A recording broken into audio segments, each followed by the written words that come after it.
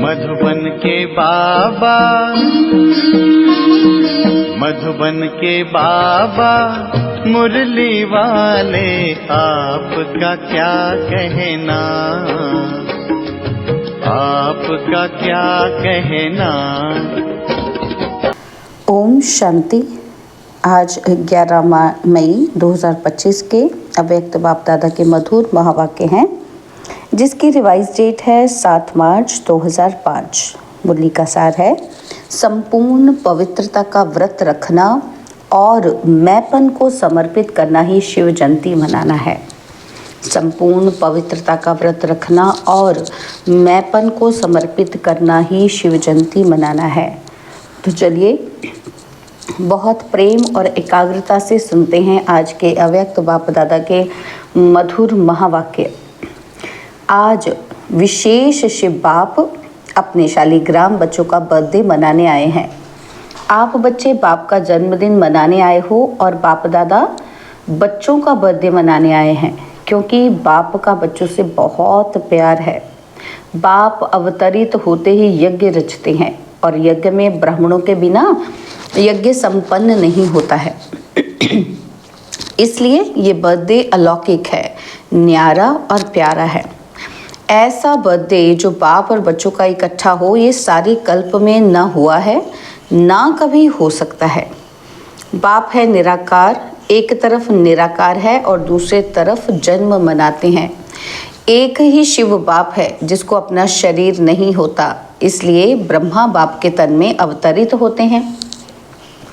यह अवतरित होना ही जयंती के रूप में मनाते हैं।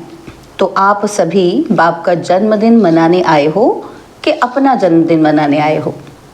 मुबारक देने आए हो व मुबारक लेने आए हो? यह साथ साथ का वायदा बच्चों से बाप का है।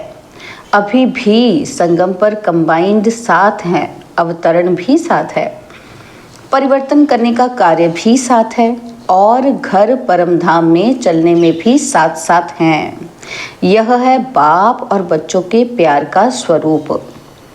शिव जयंती भगत भी मनाते हैं, लेकिन वह सिर्फ पुकारते हैं, गीत गाते हैं।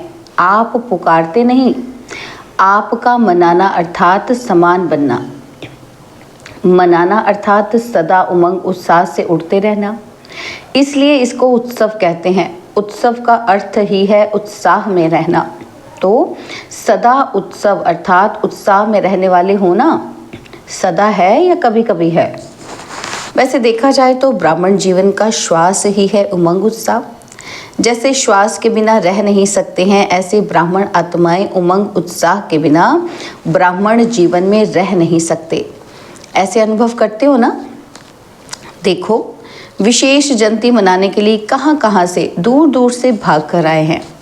बाप दादा को अपने जन्मदिन की इतनी खुशी नहीं है जितनी बच्चों के जन्मदिन की है। इसलिए बाप दादा एक एक बच्चे को पदम गुणा खुशी की थालियां भर भर के मुबारक दे रहे हैं।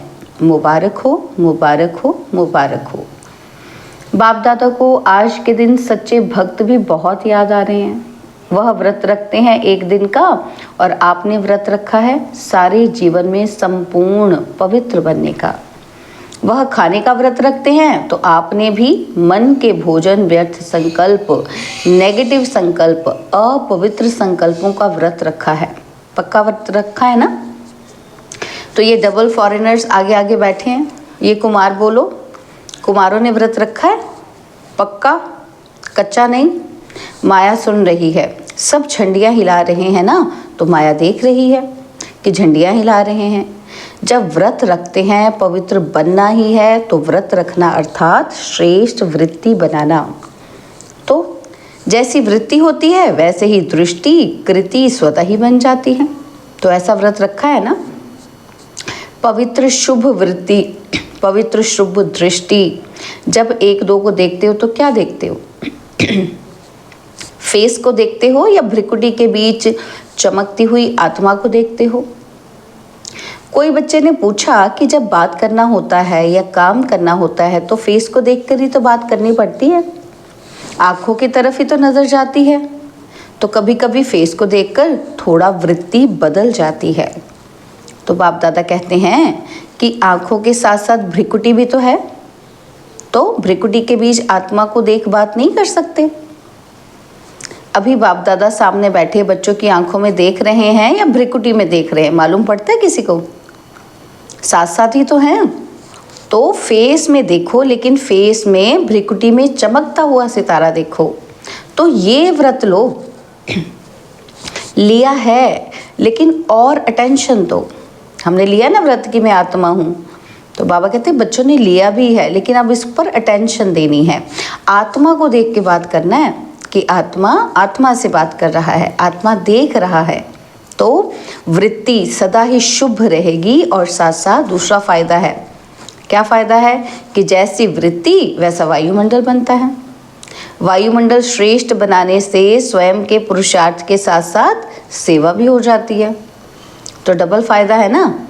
तो ऐसी अपनी श्रेष्ठ वृत्ति बनाओ, जो कैसा भी विकारी पतित आपकी वृत्ति के वायुमंडल से परिवर्तन हो जाए।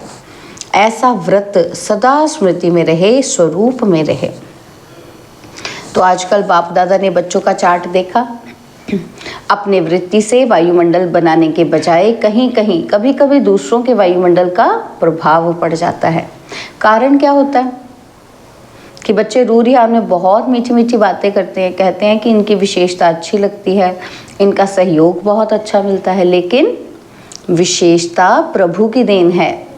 ब्राह्मण जीवन में जो भी प्राप्ति है, जो भी विशेषता है, वो सब प्रभु प्रसाद है, प्रभु की देन है। तो दाता को भूल जाए और लेवता को याद करे। प्रसाद कभी किसी का पर्सनल गाया नहीं जाता है, प्रभु प्रसाद कहा जाता है, फलाने का प्रसाद नहीं कहा जाता है। तो सहयोग मिलता है, अच्छी बात है, लेकिन सहयोग दिलाने वाला दाता तो नहीं भूले ना। तो पक्का पक्का बर्थडे का व्रत रखा है, वृत्ति बदल गई है। संपन्न पवित्रता, ये सच्चा सच्चा व्रत लेना, वो प्रतिज्ञा करना। चेक करो कि बड़े बड़े विकार का तो व्रत रखा है, लेकिन छोटे छोटे उनके बाल बच्चों से मुक्त हैं, ये चेक करना है हमको। तो बाबा कहते वैसे भी देखो, जीवन में प्रवृत्ति वालों का बच्चों से ज़्यादा पोते दोतरे से प्यार होता है, माताओं का प्यार होता है ना। तो बड़े बड़े रूप से तो जीत लिया, लेकिन छोटे छोटे सूक्ष्म स्वरूप में वार तो नहीं करते। कौन? हमारे विकार। तो जैसे कई कहते हैं कि आसक्ति नहीं है लेकिन अच्छा लगता है, ये चीज़ ज़्यादा अच्छी लगती है लेकिन आसक्ति नहीं है, तो विशेष अच्छा क्यों लगता है? तो चेक करो कि छोटे छोटे रूप में भी अपवित्रता का अंश तो नहीं रह गया है, क्योंकि अंश से कभी वंश पैदा हो सकता है। कोई भी विकार, चाहे छोटे रूप में चाहे बड़े रूप में, आने का निमित्त एक शब्द का भाव है। चाहे विकार बड़ा हो या छोटा हो, बाबा कहते कैसे आएगा? एक शब्द के भाव से आएगा। वो भाव कौन सा है? वो शब्द कौन सा है? मैं, बॉडी कॉन्शियस का मैं। तो इस एक मैं शब्द से अभिमान भी आ जाता है, और अभिमान अगर पूरा नहीं होता तो क्रोध भी आता है ना। क्योंकि अभिमान की निशानी है कि वो एक शब्द भी अपने अपमान का सहन नहीं कर सकता, मैं, इसलिए क्रोध आ जाता है। तो भगत तो बलि चढ़ाते हैं, लेकिन आप आज के दिन जो भी हद का मैंपन हो ना, उसको बाप को देकर समर्पित करो। ये नहीं सोचो कि करना तो है, बनना तो है, तो नहीं करना। समर्थ हो और समर्थ बन समाप्ति करो। ये कोई नई बात नहीं है। कितने कल्प, कितनी बार संपूर्ण बने हो, याद है? ये कोई नई बात नहीं है। कल्प कल्प बने हो, तो वही बनी हुई बन रही है, सिर्फ रिपीट करना है हमको, बनी को बनाना है। इसलिए कहा जाता है बना बनाया ड्रामा, क्योंकि ये बनाया नहीं है, ये तो बना ही हुआ है। बना हुआ है, सिर्फ अभी रिपीट करना है, अर्थात बनाना है हमको। तो बताओ फिर मुश्किल है कि सहज है? तो बाप दादा समझते हैं कि संगम युग का वरदान है सहज पुरुषार्थ। इस जन्म में सहज पुरुषार्थ के वरदान से 21 जन्म सहज जीवन स्वतः ही प्राप्त हो गए। बाप दादा हर एक बच्चे को मेहनत से मुक्त करने आए हैं। 63 जन्म मेहनत की और एक जन्म परमात्मा प्यार मोहब्बत से मेहनत से मुक्त हो जाओ। जहाँ मोहब्बत है वहाँ मेहनत नहीं, और जहाँ मेहनत है वहाँ मोहब्बत नहीं। तो बाप दादा सहज पुरुषार्थी भव का वरदान दे रहा है, और मुक्त होने का साधन है मोहब्बत। बाप से दिल का प्यार, प्यार में लवलीन और महायंत्र है मन मना भव का मंत्र। तो यंत्र को काम में लगाओ, काम में लगाना तो आता है ना। तो बाप दादा ने देखा कि संगम युग में परमात्मा प्यार द्वारा, बाप दादा द्वारा कितनी शक्तियाँ मिली हैं, गुण मिले हैं, ज्ञान मिला है, खुशी मिली है। इन सब प्रभु देन को, खजानों को समय पर कार्य में लगाओ। तो बाप दादा क्या चाहते हैं, सुना? हर एक बच्चा सहज पुरुषार्थी, सहज भी तीव्र भी, दृढ़ता को यूज करो कि बनना ही है। हम नहीं बनेंगे तो फिर कौन बनेगा? हम ही थे, हम ही हैं, और कल्प कल्प हम ही होंगे। इतना दृढ़ निश्चय स्वयं में धारण करना ही है। करेंगे नहीं, करेंगे नहीं कहना, करना ही है, होना ही है, और हुआ ही पड़ा है। तो बाप दादा देश विदेश के बच्चों को देख के खुश हैं, लेकिन सिर्फ आप सामने सम्मुख वालों को नहीं देख रहे हैं बाबा, चारों ओर के देश और विदेश के बच्चों को देख रहे हैं। तो मेजॉरिटी जहाँ तहाँ से बर्थडे की मुबारक देने आई हैं, कार्ड भी मिले हैं, ईमेल भी मिले हैं, और दिल का संकल्प भी मिला है। बाप भी बच्चों के गीत गाते हैं। आप लोग गीत गाते हो ना कि बाबा आपने कमाल कर दिया, तो बाप भी गीत गाते हैं, मीठे बच्चों ने कर दी कमाल। तो बाप दादा सदा कहते हैं कि आप तो सम्मुख बैठे हो, लेकिन दूर वाले भी बाप दादा के दिल पर बैठे हैं। आज चारों ओर बच्चों के संकल्प में है कि मुबारक हो, मुबारक हो, मुबारक हो। बाप दादा के कानों में आवाज़ पहुंच रहा है और मन में संकल्प पहुंच रहे हैं। ये निमित्त कार्ड है, पत्र हैं, लेकिन बहुत बड़े हीरे से भी ज़्यादा मूल्यवान गिफ्ट है। सभी सुन रहे हैं और हर्षित भी हो रहे हैं। तो सभी ने अपना बर्थडे मना लिया, चाहे 2 साल का हो, चाहे 1 साल का हो, और चाहे 1 सप्ताह का हो, लेकिन यज्ञ की स्थापना का बर्थडे है। तो सभी ब्राह्मण यज्ञ निवासी तो हैं ही, इसलिए सभी बच्चों को बहुत बहुत दिल का याद प्यार भी है, दुआएं भी हैं। सदा दुआओं में ही पलते रहो, उड़ते रहो। दुआएं देना और लेना सहज है ना? तो सहज है, जो समझते हैं सहज है वो हाथ उठाओ, झंडियाँ हिलाओ। तो दुआएं छोड़ते तो नहीं। तो सबसे सहज पुरुषार्थ ही है दुआएं देना और दुआएं लेना। सबसे इजी पुरुषार्थ क्या है? दुआएं दो और दुआएं लो। इसमें योग भी आ जाता है और ज्ञान भी आ जाता है, और साथ साथ धारणा और सेवा भी आ जाती है। चारों ही सब्जेक्ट आ जाती हैं दुआएं देने और दुआएं लेने में। तो डबल फॉरेनर्स, दुआएं देना और लेना सहज है ना? सहज है। तो 20 साल वाले जो आए हैं वो हाथ उठाओ। बाबा कहते आपको तो 20 साल हुए हैं, लेकिन बाप दादा आप सबको पदम गुणा मुबारक दे रहे हैं। कितने देशों से आए हैं? 69। बाबा कहते 69th वह बर्थडे मनाने के लिए 69 देशों से आए हैं। तो कितना अच्छा है, आने में तकलीफ तो नहीं हुई ना, सहज ही आ गए ना। तो जहाँ मोहब्बत है वहाँ कुछ भी मेहनत नहीं। तो आज का विशेष वरदान क्या याद रखेंगे? सहज पुरुषार्थी। सहज कार्य जल्दी जल्दी किया ही जाता है। तो मेहनत का काम मुश्किल होता है ना, तो टाइम लगता है। तो सभी कौन हो? कौन हो सभी?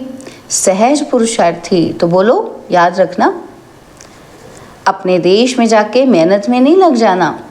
अगर कोई मेहनत का काम आवे भी तो दिल से कहना। क्या कहना? बाबा मेरा बाबा। तो फिर क्या होगा? मेहनत खत्म हो जाएगी। अच्छा, मना लिया ना? तो बाप ने भी मना लिया और आपने भी मना लिया। अच्छा, तो अभी 1 सेकंड में ड्रिल कर सकते हो? कर सकते हो ना? तो तो बाप दादा ने ड्रिल कराई।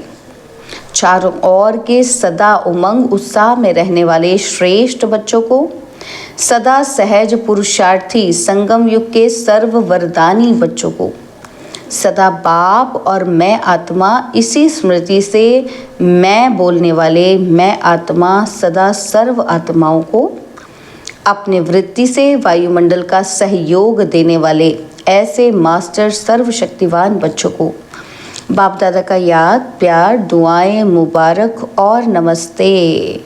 और हम रूहानी बच्चों की रूहानी बाप दादाजी को दिलवाजान सिकवा प्रेम से नमस्ते। ओम शांति। प्यारे बाबा, मीठे बाबा, मेरे बाबा, शुक्रिया बाबा, शुक्रिया बाबा, शुक्रिया। तो बाबा डबल विदेशी बड़ी बहनों से बात कर रहे हैं। तो बाबा ने कहा कि सभी ने मेहनत अच्छी की है, ग्रुप बनाया है ना, तो मेहनत अच्छी की है। और यहाँ वायुमंडल भी अच्छा है, संगठन की भी शक्ति है, तो सबको रिफ्रेशमेंट अच्छी मिल जाती है और आप निमित्त बन जाते हो। अच्छा है।